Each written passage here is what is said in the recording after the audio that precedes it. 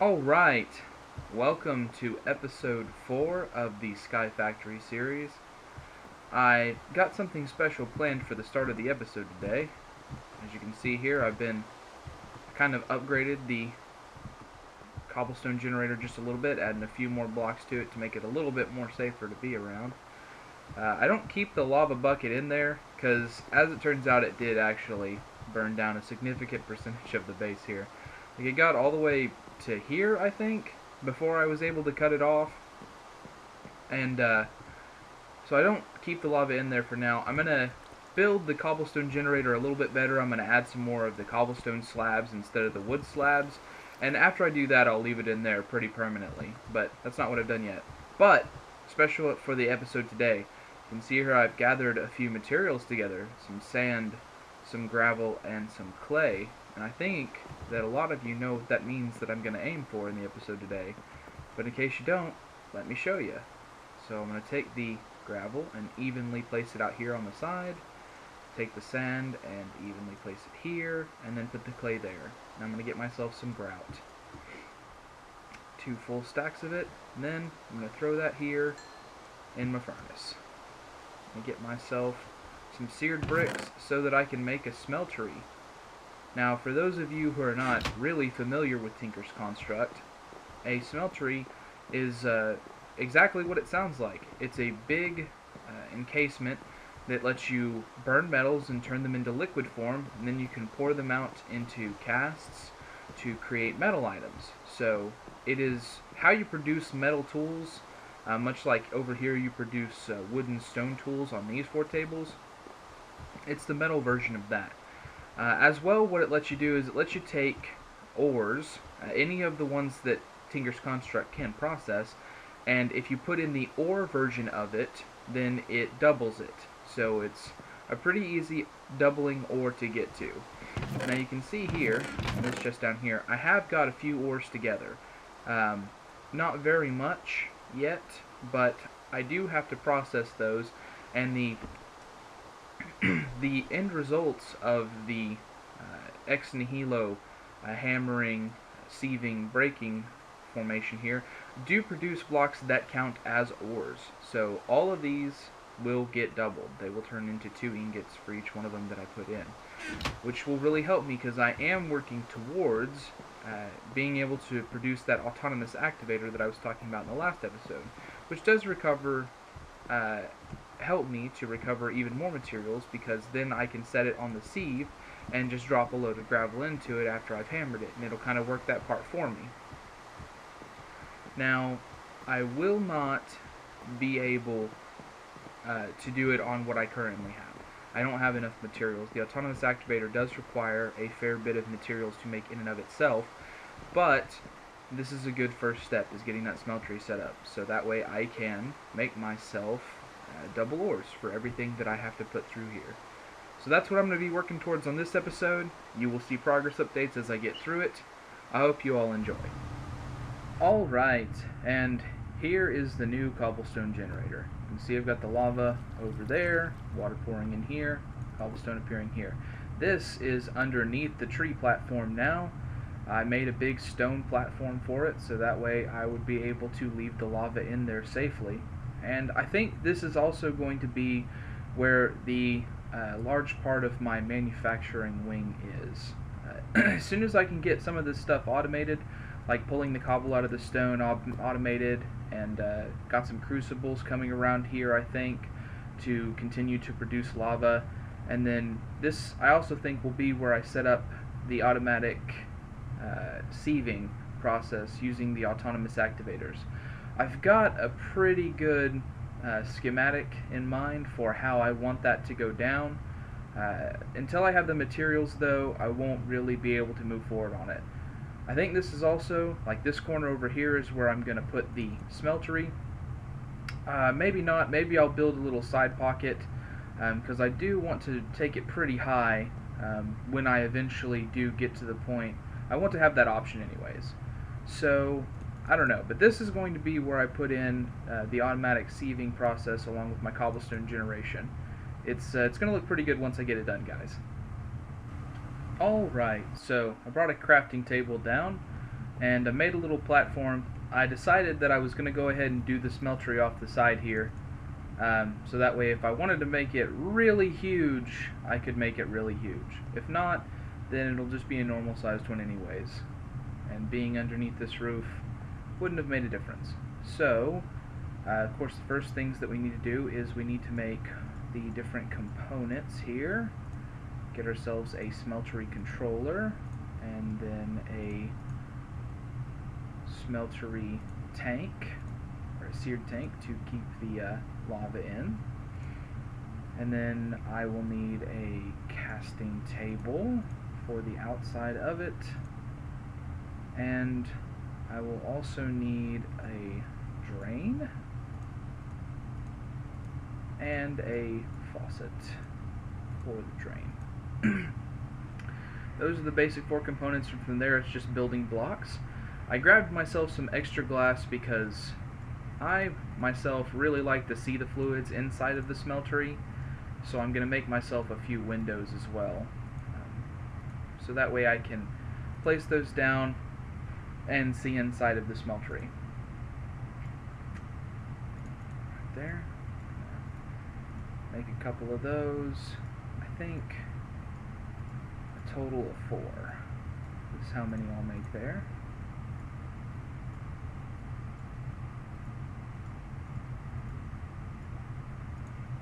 There we go. From there, I'll just make some seared bricks to make up the rest of the smeltery construction. Gosh, I think that's going to be enough for my first level. I really hope it is. I never can remember exactly how many bricks it takes. So let's see. Start off by digging ourselves a little 3x3 hole here in the platform that I made to put in the bottom seared bricks.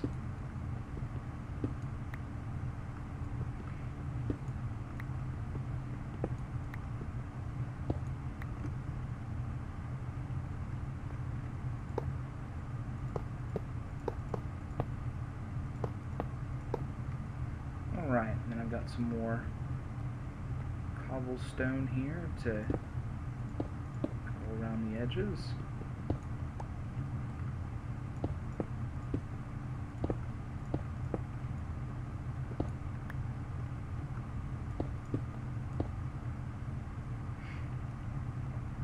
So I figure this will be the side that I'm coming in from, so this will be the side that I'm looking into.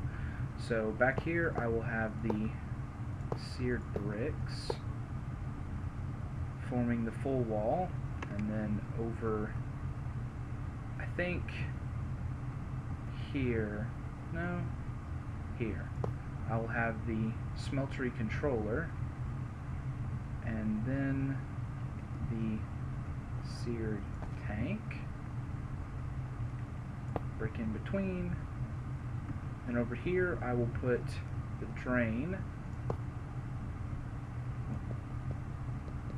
facing the wrong way of course, get the glass,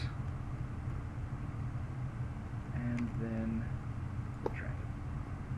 Now this is incredibly temporary because I'm going to move the drain up so that way I can have it pouring into the casting tables and things like that on this level, rather than having to put it in the floor or something like that. But that's my first level done.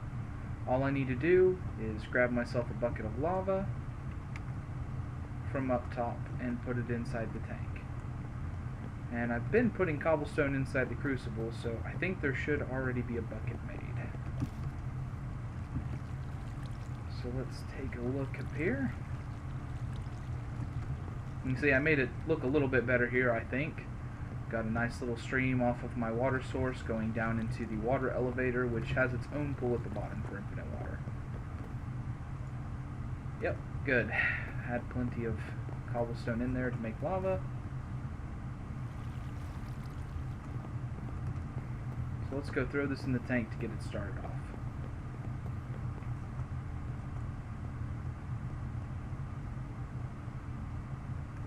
You can tell it's working too because the smeltery controller has lit up. If that's not lit up and on fire, then you have assembled something wrong on your smeltery. There we go, put the lava in, and it drops down to 850 to start it off. So now, that's how much the smeltery controller has in it. This is where you put all of your ores so that they can be doubled. This is the tank that shows how much of the metals are inside and in what quantities. You can shift between the different metals too, which I'll show you later on in the series. This is another big step forward. Pretty happy about this. Pretty excited. Well guys, I've been blessed. I've had a few animals spawn over there on my grass bit. I also built a little tiny farm here for myself so that I could start growing some of the other materials that I need. And when you know it, they have all come across. So I need to finish fencing this up, which I've got plenty of fences built here. Just made some right now over there on the crafting table.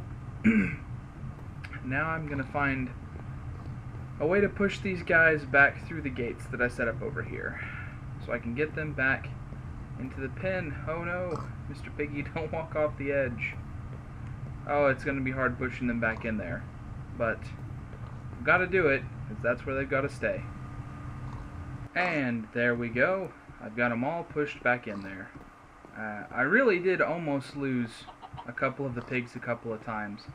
It was really hard to push them around this edge here. I could have put some guides down, which is probably what I should have done, to make like a lower level fence. But yeah, I did manage to get them all back over there. So I've got some pigs and a chicken now. I can just hope that likewise I end up getting a cow and some sheep, because wool would really be helpful with a number of projects, and also leather, of course, would be amazingly helpful, not to mention any of the meat or anything I could gather from it. So, but yay, my first spawn of animals. And here's another moment where we take that drive of necessity into account. You can see down here, I've run out of apples, but I've cooked up some silkworms. Oh, they are bitter, I'm sure. I'm sure that my avatar does not like the taste of cooked silkworm. And yet, we must. For food is scarce, still. Alright guys, now I've been hard at work, and I've got all the materials that I need to finally put an autonomous activator down. So let's take a look at the recipe here. See, it's got a chest, a piston, a pneumatic servo, 2 10 gears. The 2 10 gears are made pretty simply. You just wrap 10 around a stick of iron. I just happen to have enough to make 2 of them. So there we go. The pneumatic servo, you take 2 iron, 2 glass, and a redstone. I just happen to be able to make one of those. Then I need a piston. And then I can make the autonomous activator. That's awesome. That is a big step forward, I feel, because this will allow me to automate the sieve over here, or to automate the breaking of the cobblestone. I haven't decided which one would really be more beneficial. I'm pretty sure the sieve would be the most beneficial right now, because I don't really have the materials necessary to make the cobblestone automation fully done without me being here, because there's nothing that could pick up the cobblestone as it was being broken to gravel, or being broken to cobblestone if I just wanted to pick it up. Because for that, I have a very good idea of how to make that, but I lack certain materials. So I'm going to go ahead and plop this guy down there. You can see he begins working straight away because they don't require any power. And if he had anything inside this inventory, he'd be putting it through that sieve there. So that's where I'm at now. So I guess I'm going to head over there and break some more cobblestone into gravel, and then I'll come over here and dump it inside here, and he'll begin whirling away for me, shaking this box without me. The fun thing about that, though, is that's another quest done. So let us move on into tier 1 here. Look at the... Oh, right, I need 3 of them. Nope, never mind. Never mind, nothing else done yet. I will say, I did actually get some squid to spawn over there inside of my water pool. I've had several of them spawn, several of them die. I don't know if I'd really call it a farm, but I'm going to go ahead and claim this reward anyways. So that's another quest done. And with nothing but a little bit of work, I've got the 3 autonomous activators here. So let's take a look at that quest. Oh, it's not done. Oh, right. Because there's the first quest where you have to put down 3 of them, and then there's the second quest where the book wants to see everything that can possibly come out. So there's still a few things I haven't found in my sieving. I've got spruce seed, cocoa beans, ancient spores. Basically, I haven't done sand at all, and then I haven't done soul sand at all, so I don't have any of that. Okay, so that one's not done yet. Check. And then, let's see. What else did I do? There was a few more things I did tonight that I gotta show you guys. Let's come up top here.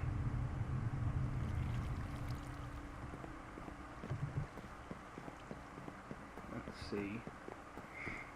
I threw some rubber trees down back here. Or rather, I planted the 1 rubber tree seed that I had, and then I've been tearing it down a few times, and I planted a second one. Oh, yep, I added some stairs on my monster spawner to make it a little bit easier for me to get up, and then I also added a 3rd block. So now Endermen can spawn in there. I haven't gotten one to spawn yet, but I do need to get some of those spawning, because Ender Pearls are becoming the stopping block on me being able to move any more forward. Let's see. Apparently I've got a pig that decided to get up on top of there instead of just staying in the pen where I put him. Speaking of which, on that, by the way, I've had a lot more animals spawn. I've got several more pigs, of course. Still only got the 1 chicken, but I've also gained 5 sheep. 6 sheep, actually. So, pretty excited about that. Wool is definitely something that I will need a lot of at several stages. If I could get any ender pearls, I would work towards some elevators. And then the last thing I have to show you is what I'm working on next. It's like my most immediate project now that I'm done with the 3 autonomous activators. I've got this. My first set, transfer pipes. That's my first grouping. So those will allow me to move a whole bunch of stuff around. I'm also going to be working on these transferred nodes here.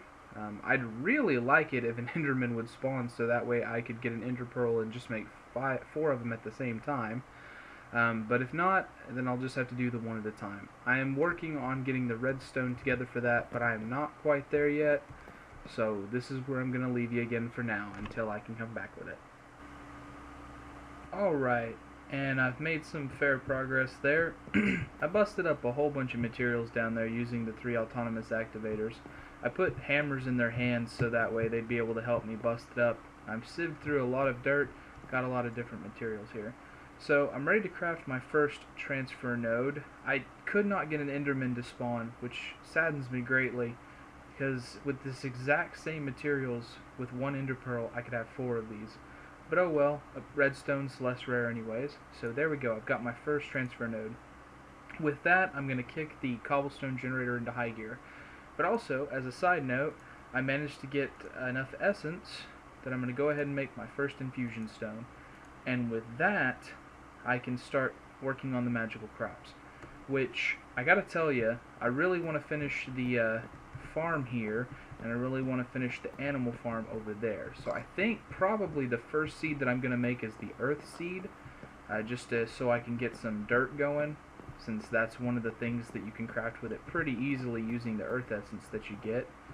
Otherwise, I'm going to go back down there, and I'm going to put together this transfer node onto the cobblestone, so that way I can get automated cobblestone generator coming out without me having to do anything. No more pickaxing the cobblestone or hammering it or whatever I would need to do. But to do that, the one other thing that I need here is a world interaction upgrade.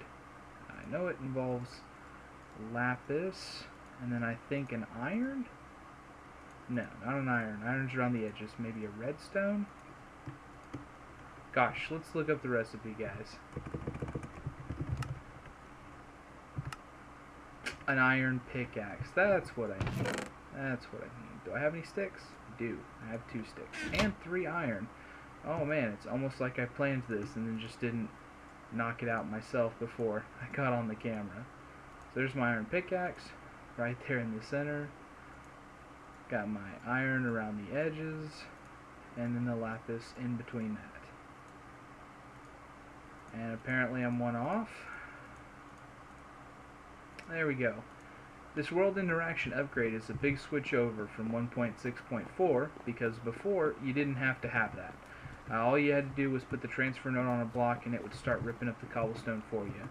It is seriously, without a doubt, the best cobblestone generator that you can get without doing some really fancy redstone, some other stuff, or using just a ton of igneous extruders. So here we go. Put that right on top of there. You can see it's not doing anything. But if I put this world interaction upgrade in there, you can see it starts ripping up the cobblestone for me. And that will fill up anything that I attach to it with these transfer nodes. And I gotta say, the first thing I'm gonna fill up with it is a chest. So I'm just gonna put this right here in front of it, take a transfer pipe, put it going down to the chest. And you can see it will transfer and it will fill up this chest. And then it'll fill up that node, and then it'll just sit there until I need to begin. So if I keep on pulling cobblestone out of this chest here, then it'll rip more out, put it into the chest for me. It acts as though it's breaking the block 100% of the time, and it's just magnificent. It fills up so quickly here. I'm always astonished to see it. So that's what I've been working on. I'm going to keep moving forward on that, getting more materials, and seeing what I can do to finish out some of these challenges. And honestly, that's a pretty high point to end the episode on. It's getting on to a little over 20 minutes now, and gosh, we've just had such an amazing success in this episode. I'm so happy with the progress that we've made. Anyways, guys, if you enjoyed the episode, please leave a like there. I will appreciate every single one of them that you do. If you really enjoyed it, please subscribe, because I will continue to do this series until I can knock out all of these challenges, or something really changes, like maybe something better will come along. But I really do intend to continue this out. I sure do love playing Sky Factory and Skyblock in general. Anyways, guys, I hope you have a good day. See you next time.